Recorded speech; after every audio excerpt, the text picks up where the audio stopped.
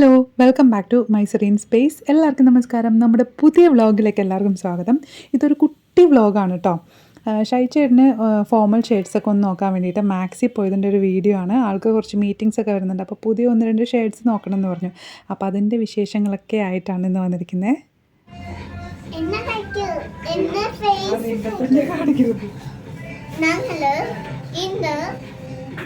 Soapy പോവാ എനിക്ക് taste വാങ്ങിച്ചതുകൊണ്ടാണ് ഇതില് പോക്കറ്റ് ഇതില് പല സാധനം വായിക്കണം. അപ്പോ ഇത് സംസാരമൊന്നും കിട്ടൂല. അപ്പോ ഇത് കൊള്ളൂല. ഇത് പോക്കറ്റില്ല. എപ്പോഴെപ്പോഴും പോക്കറ്റ് ഒന്നും കാണിച്ചാൽ മതിയല്ല. നീ ഇങ്ങനെ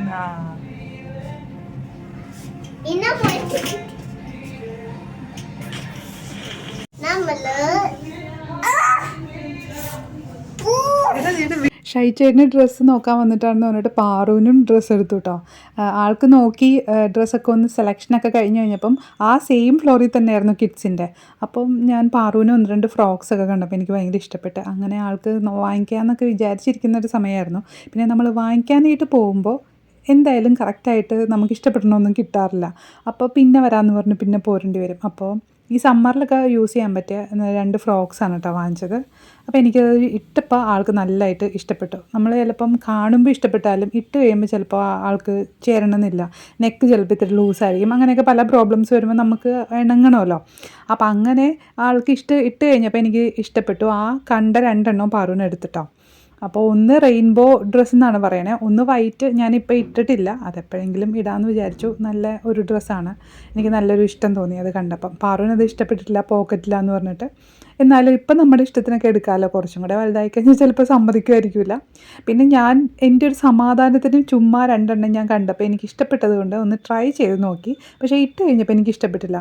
മാക്സിൻ്റെ ഒരു പ്രശ്നം, എനിക്ക് ഇതിൻ്റെ ഫിറ്റിംഗ് എനിക്ക് എപ്പോഴും കറക്റ്റ് ആയിട്ടില്ല കേട്ടോ. ഏത് കുർത്ത എനിക്ക് ഫിറ്റിംഗ് കറക്റ്റ് ആവില്ല. ഈ നെക്കിൻ്റെ ഭാഗത്തൊക്കെ ഭയങ്കര ലൂസായിരിക്കും ചിലപ്പോൾ, അല്ലെങ്കിൽ ഭയങ്കര ടൈറ്റായിരിക്കും.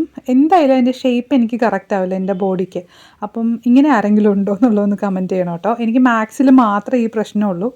അപ്പം എനിക്കത് സ്യൂട്ടായിട്ട് തോന്നിയില്ല. 2 ടോപ്പൊക്കെ നല്ലതാണ്, പക്ഷേ എൻ്റെ ഒരു ബോഡിക്ക് എനിക്കത് ചേരണില്ല എന്ന് തോന്നി. അതുകൊണ്ട് അത് എടുത്തില്ല കേട്ടോ. അപ്പോൾ അതൊക്കെ കഴിഞ്ഞ് ഷോപ്പിംഗ് കഴിഞ്ഞ് ഞങ്ങളിത് ആ വീട്ടിൽ പോവാണ്. അപ്പോൾ ഈ വീക്കെൻഡിൽ നമുക്കൊന്ന് പുറത്ത് പോകലും പിന്നെ ഒന്ന് ഫ്രഷ് ആവലൊക്കെ തന്നെയാണ് നമുക്ക് ഇങ്ങനെ നാട് വിട്ട് താമസിക്കുന്ന ആൾക്കാർക്കൊരു സന്തോഷം കേട്ടോ.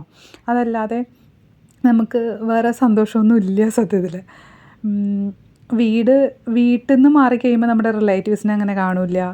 പിന്നെ അല്ലാതെ ഫ്രണ്ട്സ് ഉണ്ടാവില്ല അടുത്ത്. നമ്മൾ ഒറ്റപ്പെട്ട ഒരു സ്ഥലത്തൊക്കെ ആയിരിക്കും താമസിക്കുക. മലയാളികൾ തന്നെ ഉണ്ടാവണമെന്നില്ല. മലയാളികൾ പോയിട്ട് നല്ല നമുക്ക് ഇണങ്ങുന്ന ആൾക്കാരുണ്ടായെന്നും വരില്ല. അപ്പം നമ്മുടെ ഫാമിലി, നമ്മുടെ അച്ഛനും അമ്മയും ഒരു കുട്ടിയായിരിക്കും.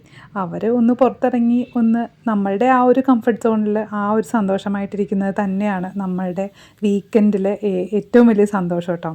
അപ്പോൾ ഒരുപാട് പേര് ആഗ്രഹിക്കുന്ന ജീവിതം തന്നെയായിരിക്കും നമ്മൾ ജീവിച്ചുകൊണ്ടിരിക്കണേ.